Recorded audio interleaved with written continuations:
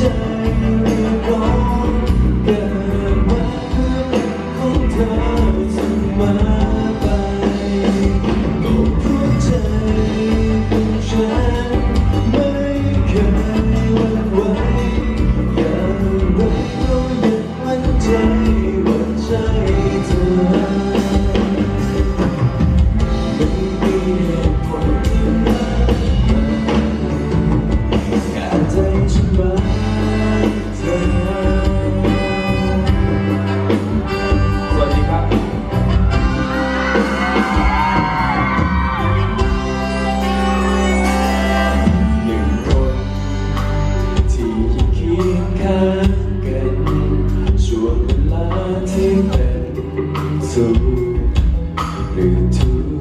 กใจหนึ่งคนที่ยังคงเข้าใจอาจจะไม่ใช่ใครอื่นเรารู้กัน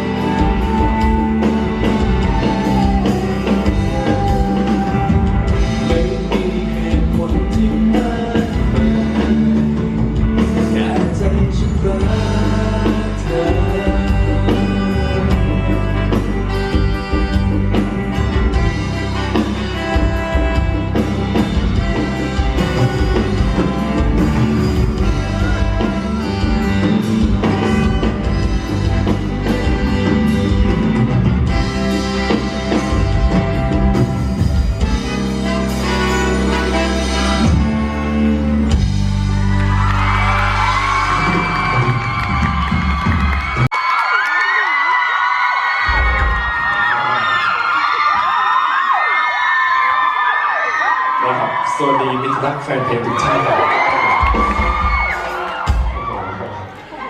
รอบนี้ไม่ต้องซาวด์เช็คนะครับก็ไม่คิดว่าจะมากันเยอะขนาดนี้นะครับผมตื่นเต้นจังเลยครับสบายดีนะครับเพื่อไม่ให้เป็นการเสียนาฬิกานะครับมาถึงก็เล่นเลยเดี๋ยวไปซาวด์อีกเพลงนึงดีกว่าดีไหมฮะเป็นเพลงที่เคยร้องมาแล้วเหมือนกันครับผมไปฟังกันเลยครับผม